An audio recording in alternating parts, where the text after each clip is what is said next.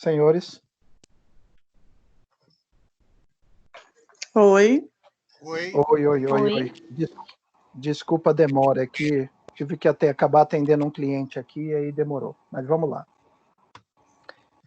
Então, nós vimos naquela estrutura de organograma como que funciona o desenvolvimento do processo.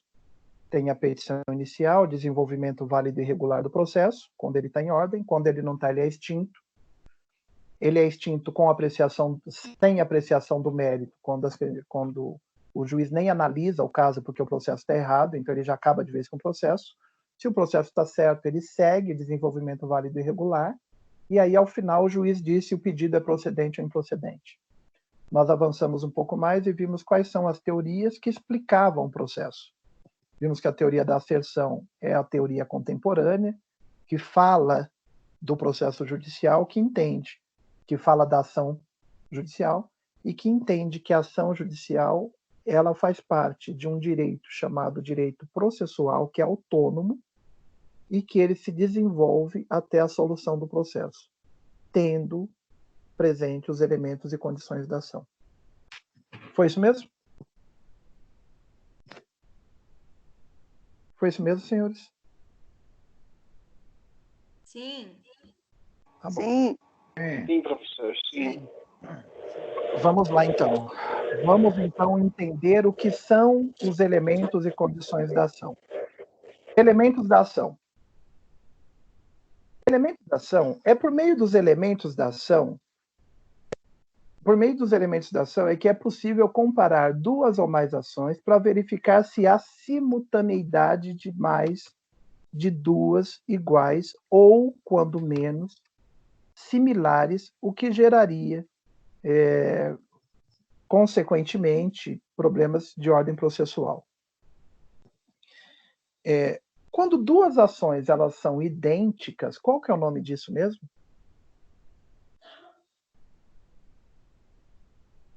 Quando tem identidade de ações? Concorrente?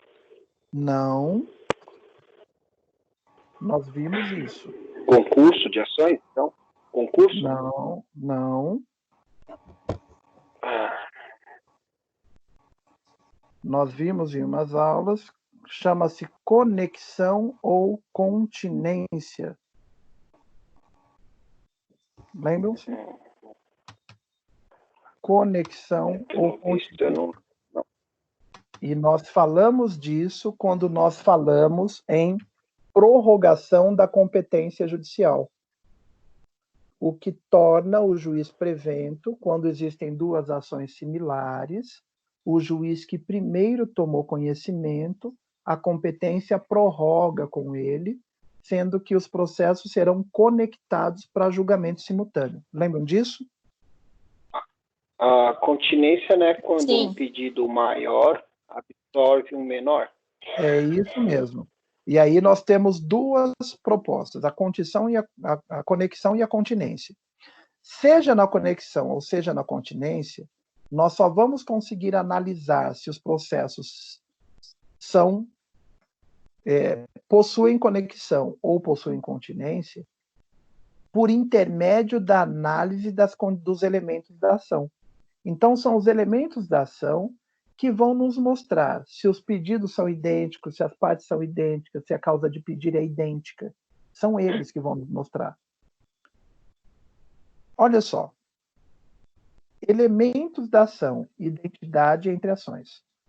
O artigo 337 do Código de Processo Civil preceitua que uma ação é idêntica a outra quando possui as mesmas partes, a mesma causa de pedir e o mesmo pedido. Ou seja, para que uma ação seja considerada idêntica a outra, os elementos da ação devem ser os mesmos. Então, por que é analisado os elementos e condições da ação? Para nós sabermos se as pessoas estão buscando em juízos distintos a mesma pretensão, o que poderia ocasionar conflito de decisão. Então, quando nós alegamos que as ações têm conexão ou continência, a primeira coisa que os juízes vão fazer é analisar a similaridade das partes, das causas de pedir ou do pedido. Porque mesmo... Quem foi que falou da amplitude do pedido? Alguém falou da amplitude do pedido quando discutia aqui a conexão continência. Mesmo que um pedido seja mais amplo que o outro, em um dado momento as ações elas se colidem no mesmo pedido. Por isso as ações precisam ser conectadas. Essa também é uma das importâncias dos elementos da ação estarem muito bem identificados. Elementos da ação. São elementos da ação as partes, autor e réu, A causa de pedir, ou seja, o fato que está me levando a fazer aquela pretensão, e o pedido, que é a minha pretensão judicial. As partes, o fato que me motivou ir ao Poder Judiciário e o pedido. José ingressa com uma ação contra Maria. Partes. Vamos falar de novo do divórcio. Divórcio. Casaram, constituíram patrimônio, tiveram filhos, brigaram. Por conta disso, querem divorciar. É a causa. Brigaram, ponto. É a causa de pedir. Por conta disso, querem divorciar. Não sei se vocês perceberam, mas a causa de pedir, ela deve refletir diretamente o pedido. Se eu contar, casaram, constituíram patrimônio, tiveram filhos, brigaram. Portanto, como pedido, eu quero divórcio. Raquel, tá aí? Estou, pro. Raquel, presta atenção. José e Maria se casaram, constituíram patrimônio. Perdão, José e Maria são partes. Causa de pedir. Casaram, constituíram patrimônio, tiveram filho e brigaram. Pedido. Querem o decreto do divórcio. Existe uma consequência lógica entre a causa de pedir e o pedido, Raquel? Existe. Existe. Só tem o pedido de divórcio porque um dia se casaram e porque um dia brigaram. É isso mesmo? Sim. Agora, Jair tá aí? Não. Hanna, tá aí? Sim. Hanna, vamos de novo. José e Maria, vamos aos fatos que são a causa de pedir. Casaram, tiveram patrimônio, tiveram filhos, estão vivendo muito bem. Pedido, querem o divórcio. Hanna, existe uma consequência lógica entre a causa de pedir e o pedido? Não. Por quê? Porque eles estão bem. Mas não, existe sim. Não é Por porque quê? eles estão bem que eles não podem pedir o divórcio, eles podem. Mas você percebe que eu não estou dando a razão do pedido, eu não estou explicando Sim. porque não tem uma razão lógica. Se eles estão tudo bem no casamento, não tem por que pedir o divórcio. Então não há conexão entre a causa de pedir e o pedido. A causa de pedir, ela deve contar o fato que vai me conduzir diretamente ao pedido que eu estou fazendo. Entendi. Olha só. Antônio,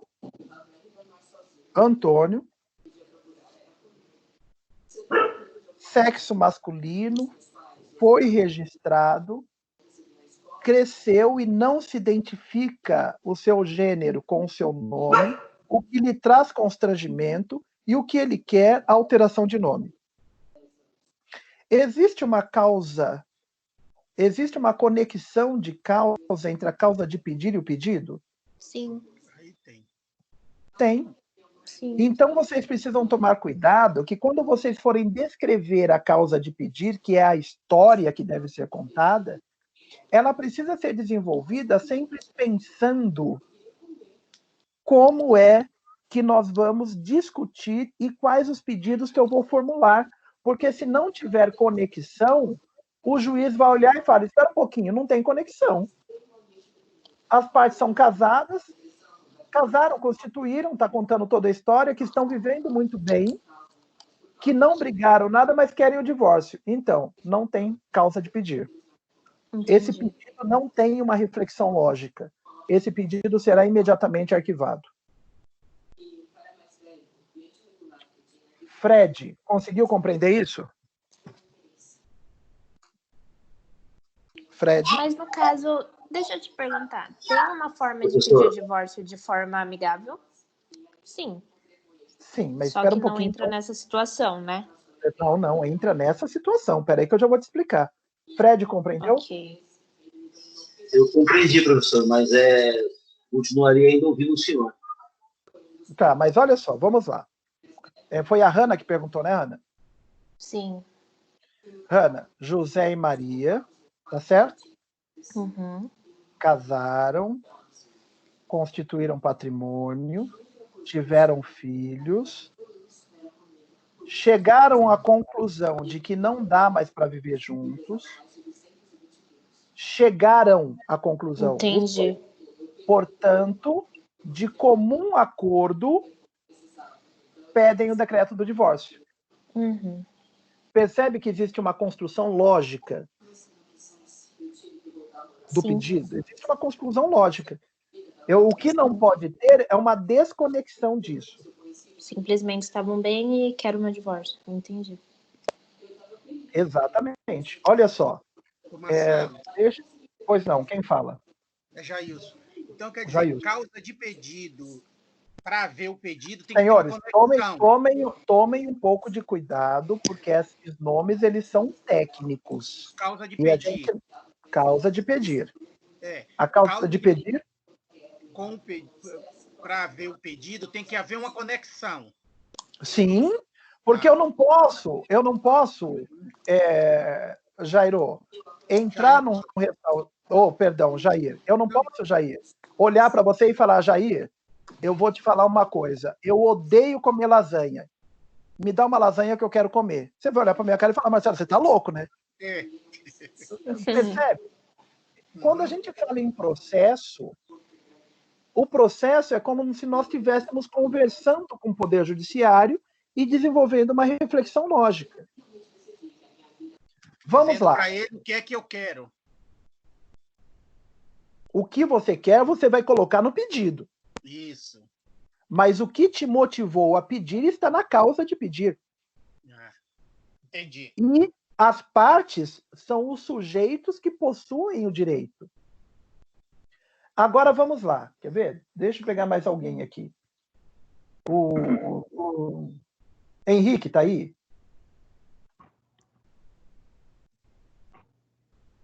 Sim. Henrique, vamos lá. Marcelo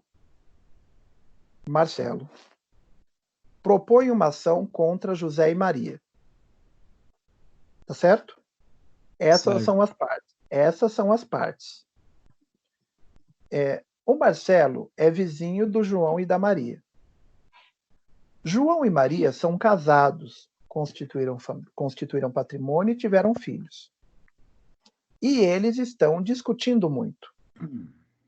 Esta é a causa de pedir. Qual é o pedido? Eu quero o decreto do divórcio deles.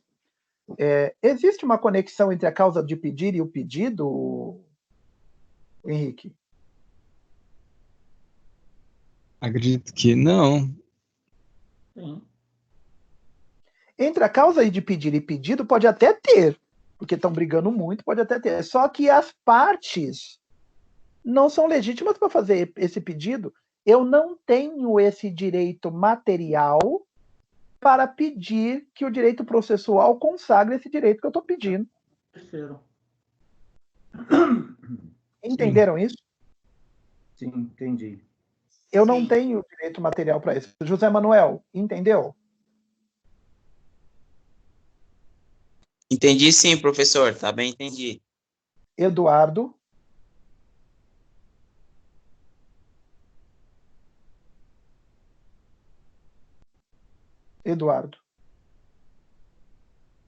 Rodrigo.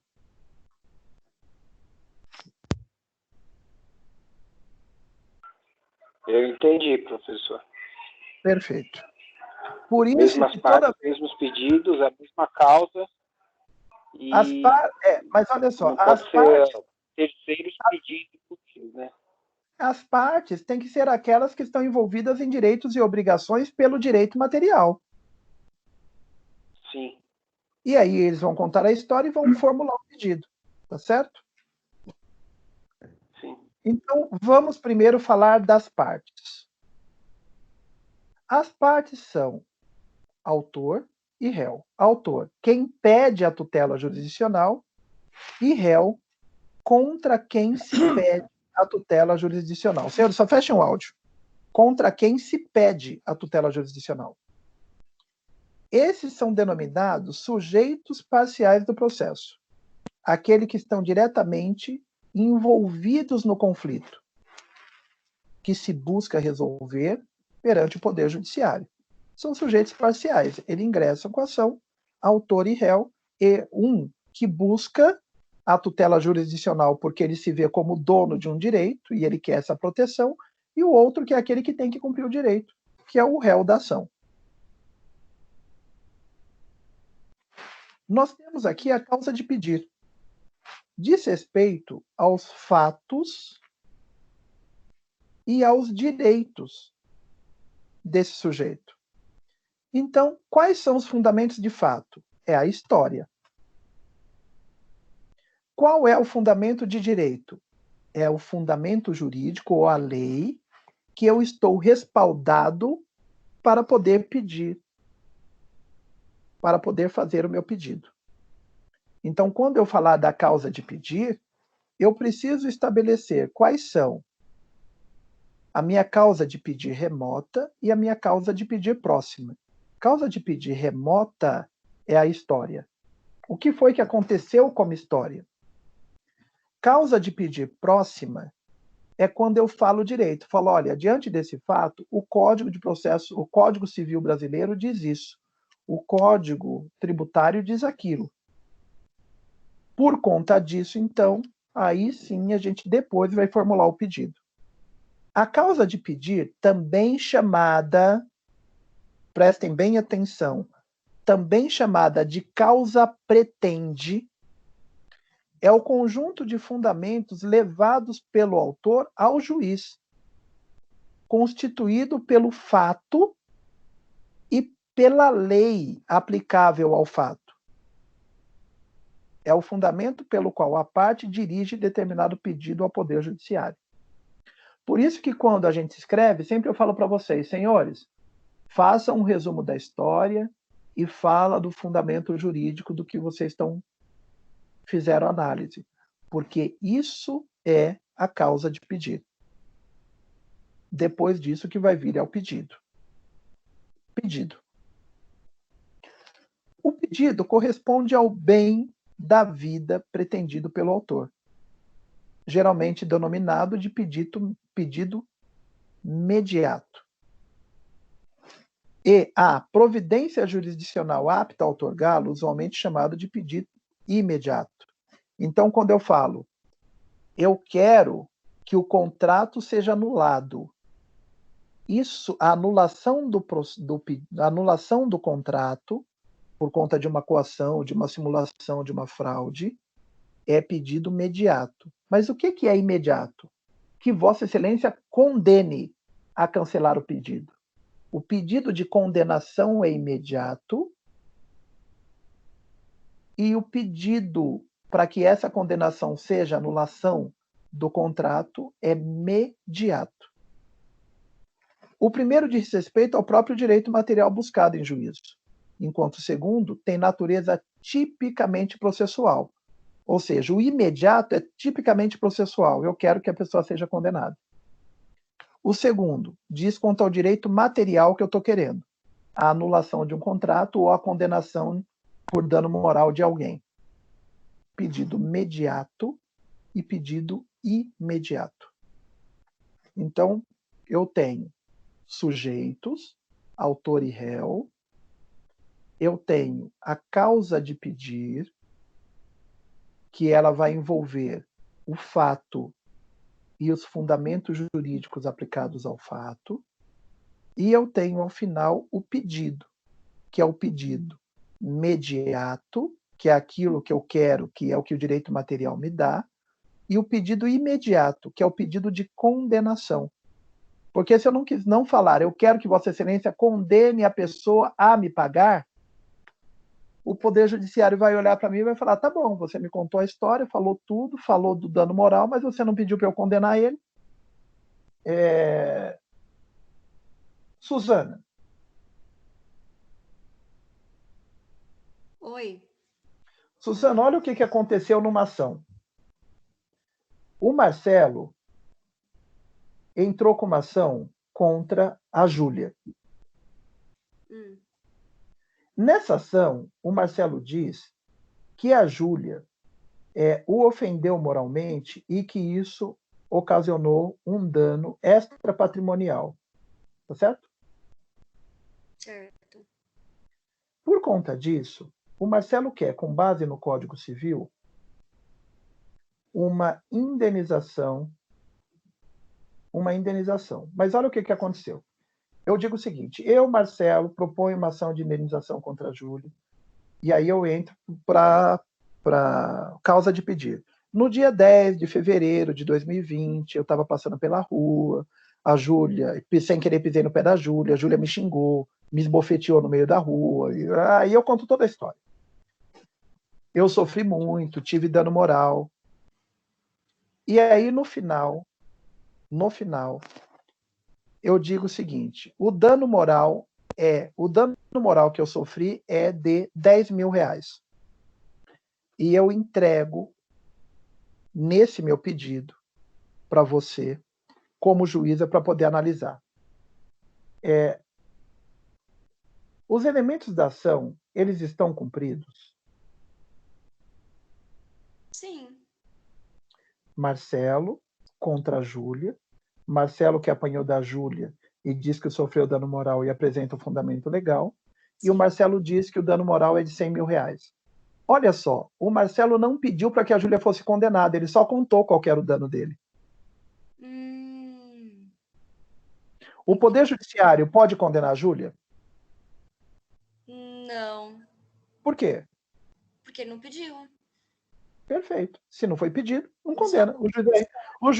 O juiz vai receber a ação e vai falar, olha, o Marcelo apanhou da Júlia, o Marcelo teve dano moral, o dano moral é de 100 mil. Legal.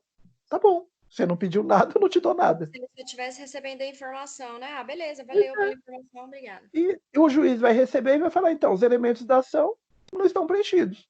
Arquive-se. Não tem pedido. Não tem pedido. Entendi. O processo é arquivado. E isso daí, senhores, a gente vai ver em todo tipo de processo. Então, quando a gente falar, por exemplo, se os senhores pegarem uma inicial do direito penal, por exemplo, lá do processo penal, que o promotor de justiça acusa alguém, ele vai dizer, olha, Ministério Público denuncia José da Silva, porque, segundo consta, no dia tal, em tal cidade, aconteceu isso, ele foi, e por emboscada, ele cercou a pessoa, matou, fez isso, fez aquilo. Aí depois ele diz, olha, o Código Penal brasileiro diz para lá. E aí depois ele fala no final, considerando esses fatos, eu peço a condenação. Fato, fundamento e pedido. Causa de pedido e pedido condenatório. Todo pedido judicial, ele tem que ter essa estrutura. E a causa de pedir deve ter uma reflexão lógica para a conclusão do pedido. Tá certo? Alguém não entendeu isso? Tá certo. Alguém não entendeu isso? Eu entendi. Entendi. Entendi. Eu entendi também. Perfeito. Então vamos lá. Qual é o momento em que o autor delimita a sua ação, identificando-a de forma a diferenciá-la de qualquer outra ação eventualmente proposta? Ele vai diferenciar a sua ação quando ele elaborar a petição inicial. Porque é na petição inicial que ele vai apresentar os elementos da ação. Portanto, cabe ao autor que vai entrar com a ação, no momento que ele propor a ação judicial, indicar quem são as partes envolvidas e qualificá-las, quais são os pedidos mediato e imediatos e qual é a causa de pedir que conduziu eles a isso. Por que ele está batendo lá na porta do judiciário? Elementos da ação. Eu estou frisando muito elementos da ação porque depois a gente vai falar em condições da ação. E os alunos confundem muito elementos com condições. É justamente nesse sentido que o artigo 319 do Código de Processo Civil estipula como requisitos da petição inicial. Anotem para depois olhar o artigo 319. O artigo 319, ele coloca aqui, ó, são requisitos da petição inicial, ou seja, como pedir alguma coisa ao Poder Judiciário. Os nomes, os prenomes, o estado civil, a existência de união estável, a profissão, o número do CPF ou CNPJ, o endereço eletrônico, o domicílio, a residência do autor e do réu. O que ele está dizendo? As partes precisam assim estar qualificadas. No inciso 2, o fato e os fundamentos jurídicos do pedido. Fato e fundamento jurídico do pedido é a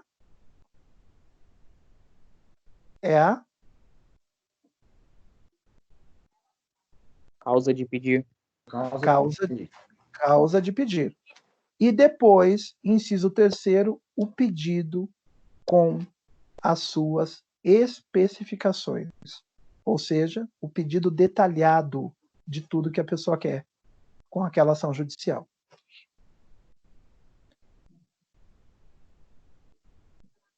O Código de Processo Civil, no artigo 329, diz que poderá o autor alterar o pedido ou a causa de pedir como bem quiser até a data de citação do réu.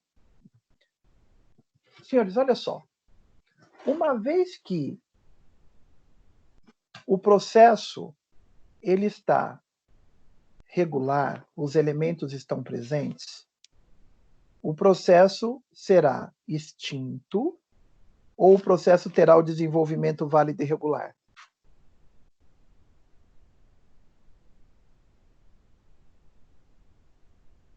Válido e regular. Válido e regular. O primeiro ato válido e regular é comunicar o réu que contra ele ingressaram com a ação. Então, vamos avaliar que o sujeito ingressou com uma ação judicial, a ação apresentava os elementos e condições da ação, mas o pedido estava incompleto. Kelly, é possível os elementos e condições estarem presentes, mas o pedido estar incompleto? Se é possível? Eu disse o seguinte, o pedido estava incompleto, É. mas os requisitos e condições da ação, os elementos da ação estavam presentes. A pessoa pede o que ela quiser, né? Se está incompleto... Mas se o pedido está incompleto, o juiz não poderia dizer que os elementos não estão presentes? Mas só que o pedido quem faz não é a própria pessoa? O juiz ele tem que saber o que a pessoa quer pedir? É isso mesmo. Eu posso contar uma história e pedir indenização por dano moral. Para o juiz, está muito claro que você quer indenização por dano moral. Mas depois eu percebo que eu esqueci. Eu queria pedir também o material, dano estético, eu queria pedir tudo. Lucro cessante. Eu posso alterar o pedido? A lei diz o seguinte: se o réu ainda não foi comunicado da ação, o autor pode alterar o pedido e a causa de pedir como ele quiser. Ele pode ampliar o pedido ou renunciar a algum pedido. No entanto, se o réu já foi comunicado, isso se chama citação, a alteração desses elementos só poderá ocorrer com o consentimento expresso do réu. Caso contrário, a ação estará com seus elementos estabilizados da forma como o réu foi comunicado.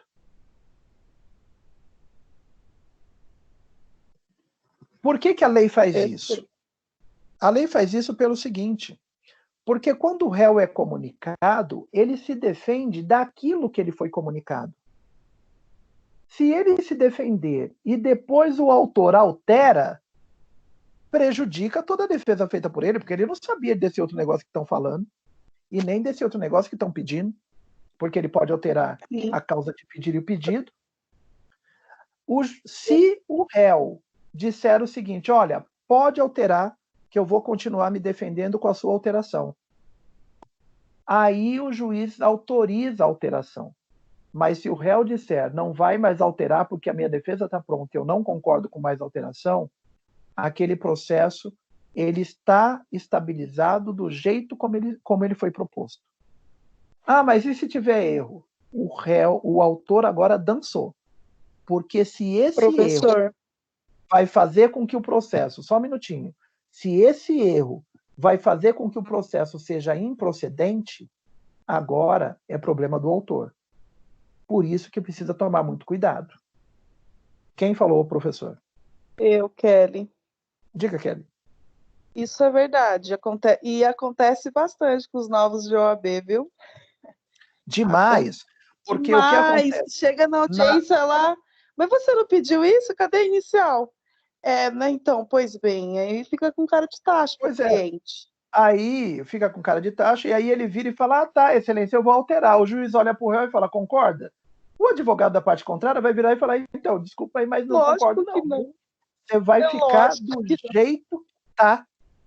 E aí não tem o que fazer. Por isso que construir petição inicial é uma obra de arte que deve ser construído com muita tranquilidade. Eu construo petição inicial, deixo a petição parada uma semana e depois eu volto para ler ela de novo com um outro espírito, para ver se tem algum erro ou não.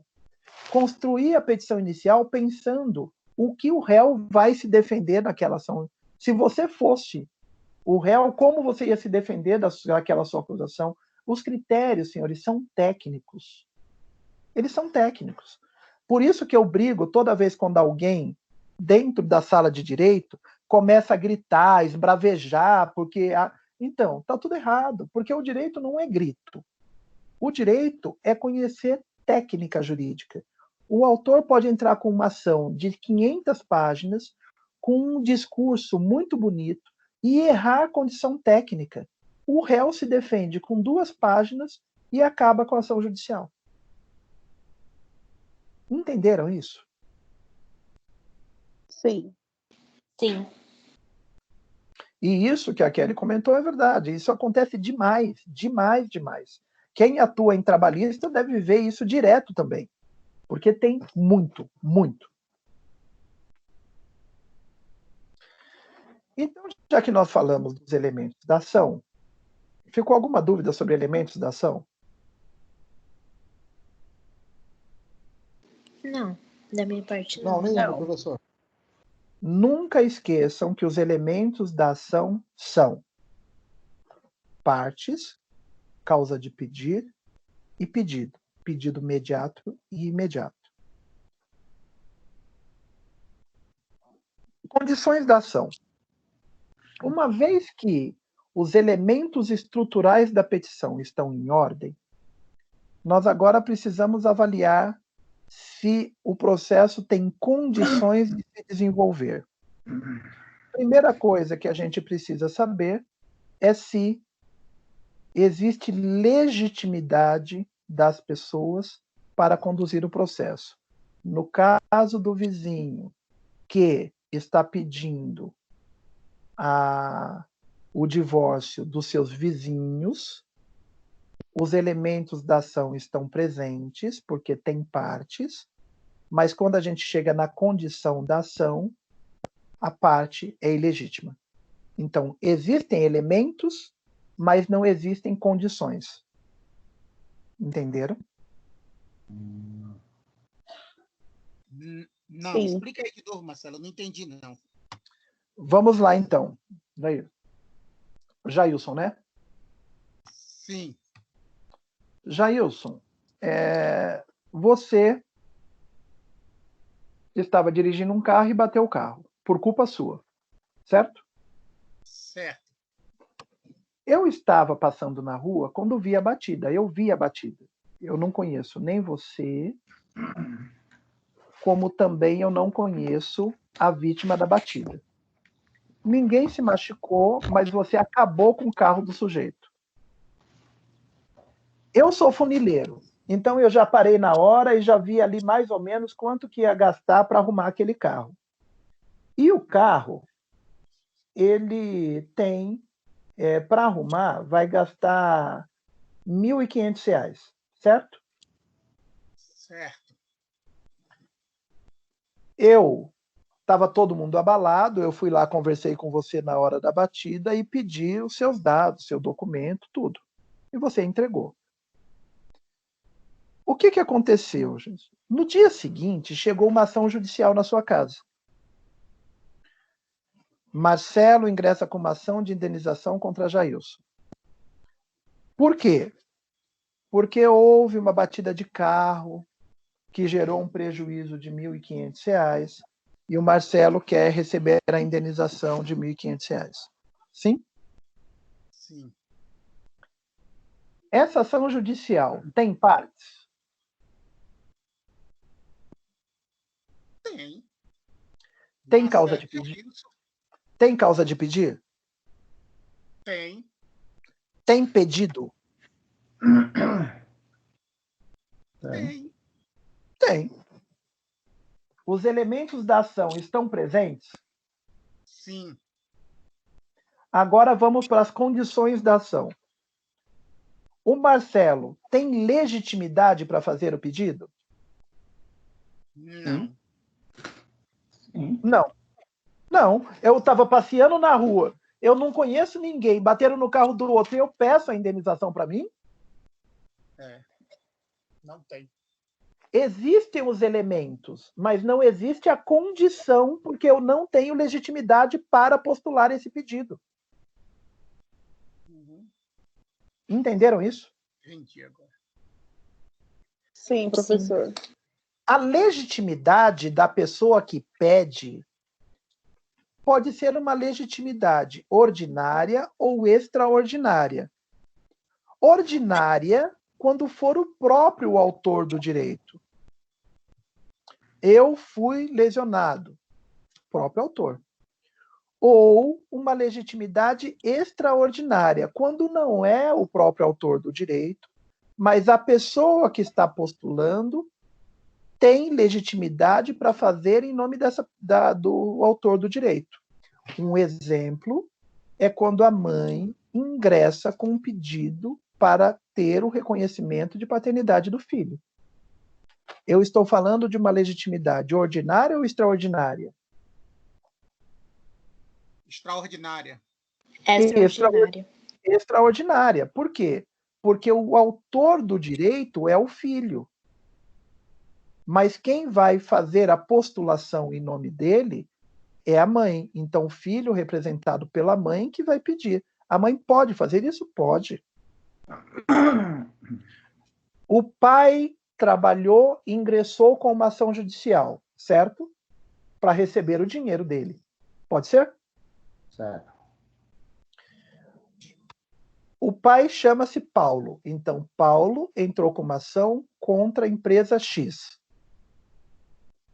E aí ele diz: trabalhei como prestador de serviços do período tal a período tal e não me pagaram tais meses. Pedido: quero que a empresa seja condenada a me pagar o valor de R$ 7.000.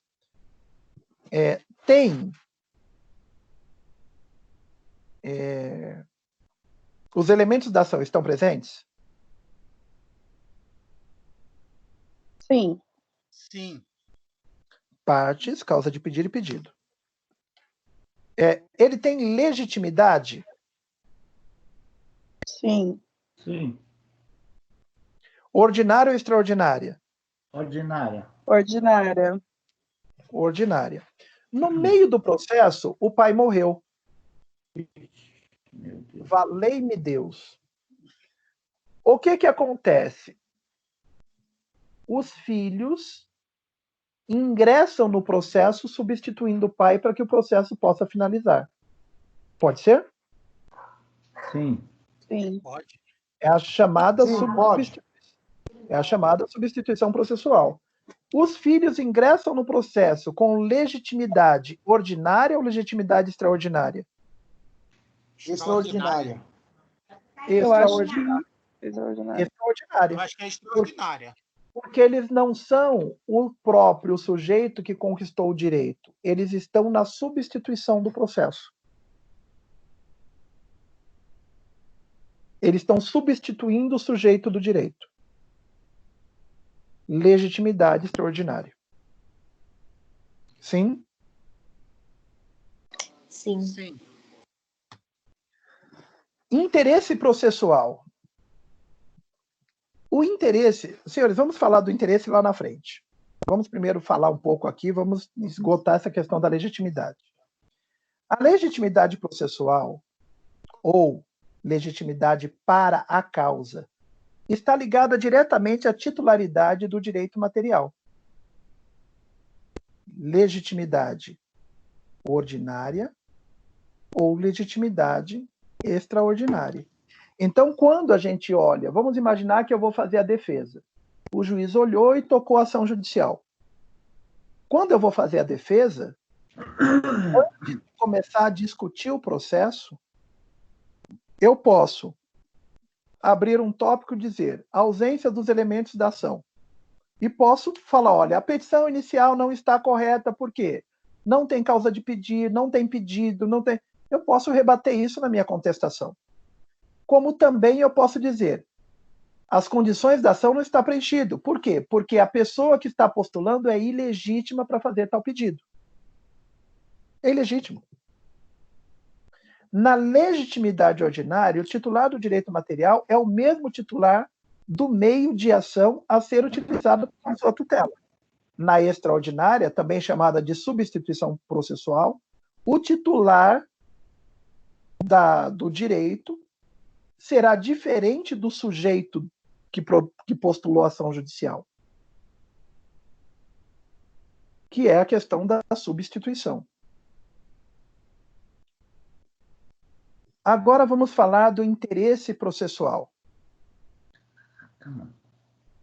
O interesse processual está ligado à necessidade e utilidade do provimento jurisdicional, somando-se à adequação do procedimento para a busca do direito tutelado. Precisa verificar se pode ser que os elementos da ação estejam preenchidos. Pode ser que as condições da ação no tocante à legitimidade esteja preenchido. Mas pode ser que aquela ação judicial, mesmo que o sujeito ganhe ela, ele não terá condições de receber aquilo que ele está pedindo. Porque o objeto, o interesse, não tem como se concretizar com aquele processo. Vamos falar de um caso concreto. Alguém se habilita? Alguém se habilita?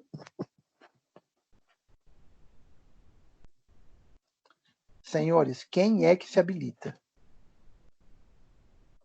Tá bom, não vou perguntar. Quem está falando? A Kelly. A Kelly. Eu já não ia falar nada e ia deixar essa questão para a prova. Olha, credo. Tá vendo? É que eu sou rancoroso. Ai, Kelly, meu Deus. vamos discutir o direito de ação, mas vamos discutir ele dentro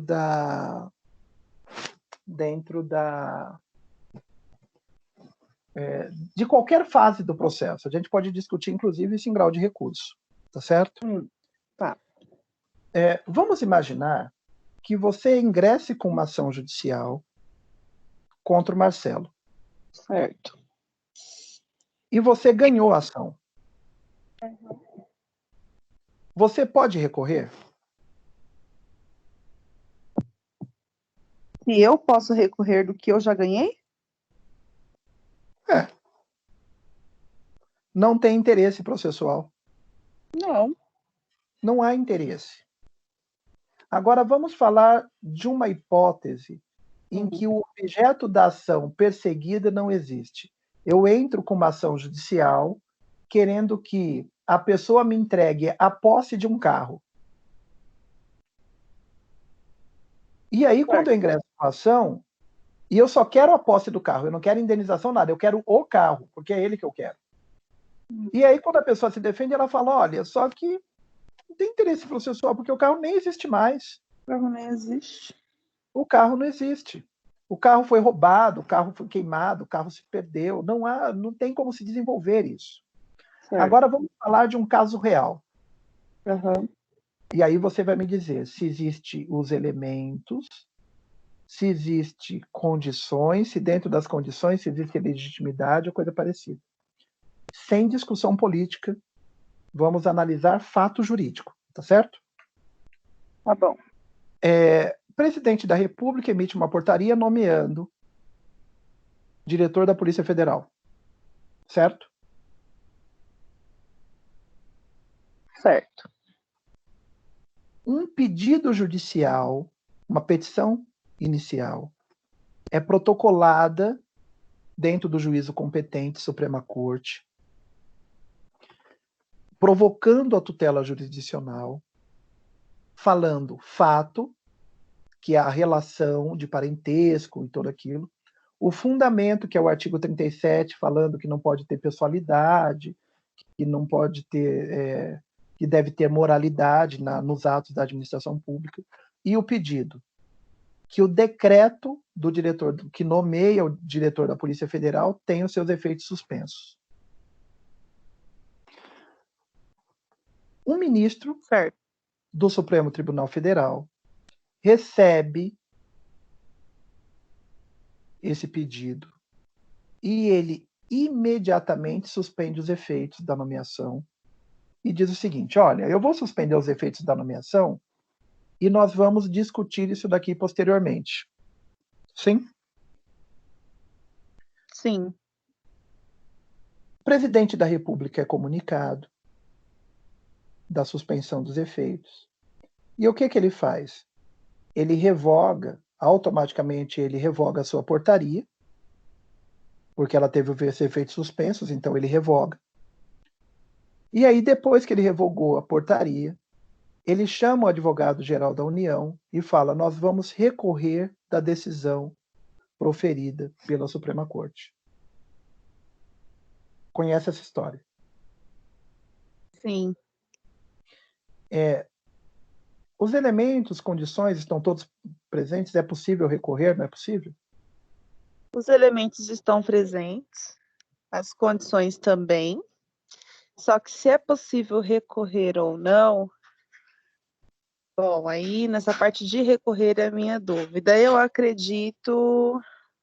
Se ele recorrer, ele vai recorrer contra o quê? Então, ele vai recorrer contra a decisão do ministro. Do ministro, isso. Mas não foi revogado? Então, aí essa que é a questão. Ele não revoga, então ele não tem o que recorrer, né? Olha só, se eles entrarem com recurso, o tribunal pode olhar e falar, realmente, Alexandre de Moraes estava errado.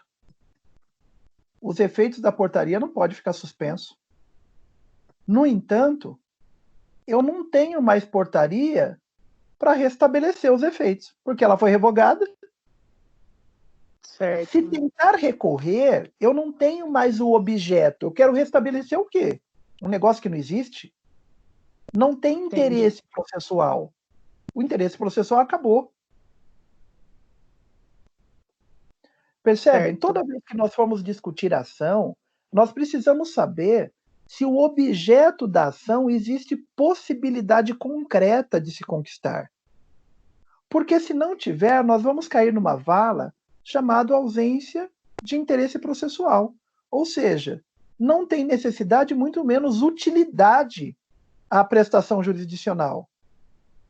E eu preciso saber se tem uma adequação. Olha, o sujeito, ele quer receber uma indenização, mas ele entrou com uma ação de cobrança. Ué, ele quer indenização ou quer uma ação de cobrança? Se ele entrou com uma ação de cobrança para ter indenização, não há interesse processual. Por quê? Porque a ação de cobrança não se presta a condenar ninguém a pagar a indenização. A ação de cobrança é quando tem um débito já estabelecido para poder pagar. E a ação de indenização, o juiz ainda vai ter que arbitrar o valor. Entenderam isso? Sim. Então, o interesse processual, ele está diretamente ligado à utilidade, necessidade e adequação do procedimento judicial que está perseguido. Seria a mesma coisa hoje se nós tivéssemos um pedido, José ingressa com pedido contra Maria, dizendo, como causa de pedir, casaram há 30 dias e ela não era mais virgem. Vem ele e pede anulação do casamento. Então, mas o casamento não se anula mais por essas razões. Isso daí é coisa do Código de 1916, que foi revogado em 2002. Não há interesse processual, não há fundamento para o pedido. Falta interesse processual. Entenderam isso? Sim. Sim. Então, uma coisa são os elementos da ação, partes, causa de pedir e pedido. A outra coisa são as condições da ação, legitimidade para propor aquela causa e interesse processual. A legitimidade pode ser ordinária ou extraordinária. Ordinária, quando é o próprio sujeito do direito material, ou extraordinária, quando tem uma substituição desse sujeito atendendo a alguma autorização legal. Finalizando. Senhores, alguma dúvida? Não. Não. Não, da minha parte não. Não, O nenhuma, que que eu... professor. Professor, tá me ouvindo? Ótimo. Eu estou. Quem fala? Eduardo. Eu estou tentando falar, não consigo. Eduardo, eu Oi. tinha algumas perguntas para te fazer. Como você chegou só no final, Não, eu vou não, cheguei no voltar... final. Não, cheguei no Não, final. eu tô assistindo as aulas. não. Eu vou Eu tô voltar assistindo- toda... Não, eu vou voltar toda a aula e vou começar de novo. Espera aí. Não, professor, eu tô desde o início aqui pegando. É que eu não consegui falar. Eu tô Fica mandando mensagem e vai. Ó, caiu Mas- de novo, ó. Mas eu vi que tinha mensagem. Foi você que até que mandou mensagem, não foi? Foi, eu mandei mensagem. Eu tô assistindo a aula, só que eu não consigo responder. O senhor me perguntou Mas duas perguntas. Não, mas o eu tô importante, entendendo. Eduardo, é Desculpa. compreender. O Ah, não, importante sim, é tô compreendendo. compreender. Tá O bom. que que eu vou fazer durante a semana? Eu vou mandar Sim. para vocês as aulas em PDF, mas eu também vou mandar para vocês uma petição inicial de um processo qualquer. Ok. Vocês vão analisar a petição inicial e vão identificar o endereçamento ao juiz competente, vão analisar as partes, vão analisar a causa de pedir e o pedido, que são os elementos da ação. Depois vocês vão analisar as condições da ação, a legitimidade das partes e o interesse processual. Tá? Vocês vão precisar entregar, senhores, não precisam entregar, mas eu preciso que os senhores leiam e compreendam isso. Se o processo, quando vocês ingressarem com a ação, ele não tiver condições e elementos, o juiz não deixa o processo se desenvolver. O processo será imediatamente extinto. Se ele tiver condições e elementos, ele vai se desenvolver até o final. uma pergunta. Eduardo, agora teu áudio tá bom? Pode falar, professor, estou ouvindo. Eduardo, um determinado processo, o autor perdeu a ação e o juiz julgou a ação improcedente. Tá certo? Certo. Os elementos e as condições da ação estavam presentes? Estavam. O juiz julgou o processo procedente. Os elementos e as condições da ação estavam presentes? Estavam presentes. O juiz julgou o processo sem apreciação do mérito. Condições e elementos estavam presentes? Estavam presentes. Aí não. Não estavam presentes. Eu estava lembrando aquele negócio da ordinária e extraordinária, desculpa. Se ele extinguiu sem apreciação do mérito, é Sim. porque os elementos e condições não estavam presentes. Positivo. O processo começou. O réu, o autor percebe que ele precisa alterar o pedido ou a causa de pedir. Ele pode alterar? Não pode alterar, porque não foi pedido pelo juiz. Mas o réu não poderia alterar. Ele deu entrada na ação, o juiz não falou nada e está começando a andar o processo. Não, ele tem que pedir antes para ser alterado, ele não pediu. Então o juiz julga normal, como se fosse o pedido normal. Mas ele tem que pedir até que momento ele pode pedir? Antes de iniciar o processo. Antes de iniciar o processo.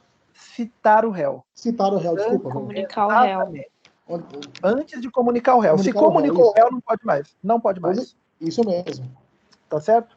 Tá certíssimo. Solange, tá aí? Oi, professor. Solange, tô sim. quietinha. Solange. Tô quietinha hoje. Estou sem voz, professor. Falei muito hoje. O juiz começou a analisar. O juiz está analisando o mérito da ação. As condições e os elementos estão presentes? O mérito, sim. Se as condições e os elementos não tiverem presentes, o juiz pode analisar o mérito? Não. Senhores, é isso mesmo. Não pode. Desculpa, estou sem voz hoje, professor. Não tem problema. Alguém tem alguma pergunta a fazer? Não, tudo bem. Tá tudo bem. Perfeito. Então, para a próxima aula, vocês vão estudar o item 4.1, que é o capítulo que fala das funções essenciais à justiça, e nós vamos estudar as partes, também conhecido como sujeitos do processo. Quem são os sujeitos envolvidos no processo? E aí a gente vai falar do autor, vai falar do réu, vai falar do juiz, vai falar do advogado, vai falar do procurador, vai falar de todo mundo. Dos peritos, que são as pessoas envolvidas dentro desse lastro processual. Tá? A gente vai aprofundar um pouco mais dentro desse tema. Não havendo perguntas a fazer, os senhores, por hoje, estão dispensados. Obrigada, professor. Boa noite. Obrigada, professor, pela aula. Boa noite. Obrigada. Boa noite, Marcelo.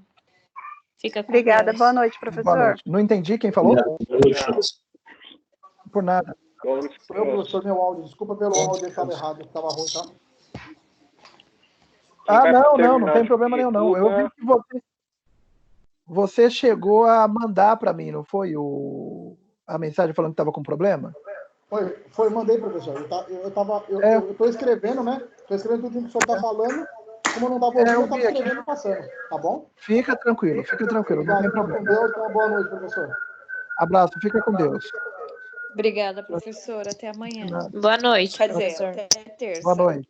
Tchau, tchau. Tchau. Professor. Pois não? É o Benedito. Oi, Benedito. Você estava falando dos...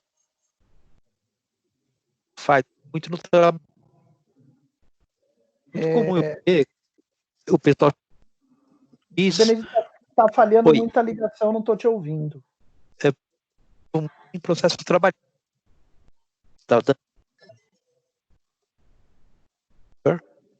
Alô? O senhor está conseguindo ouvir, não? É que está falhando bastante. Tá ruim ainda. Você costuma ver muito o que no processo trabalhista?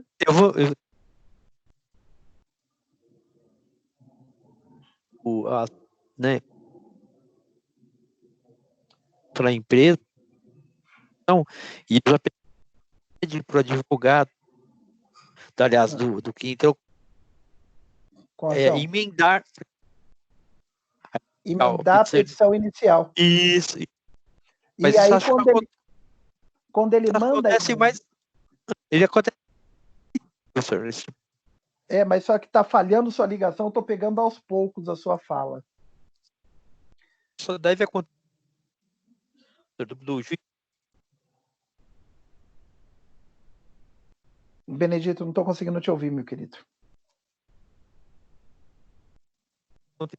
Benedito, se quiser, dá uma ligadinha no celular. Eu não estou conseguindo te ouvir aqui. Okay. Pode ligar. Tá bom. Tá bom? Pode me ligar aqui que eu estou aqui esperando. Ok.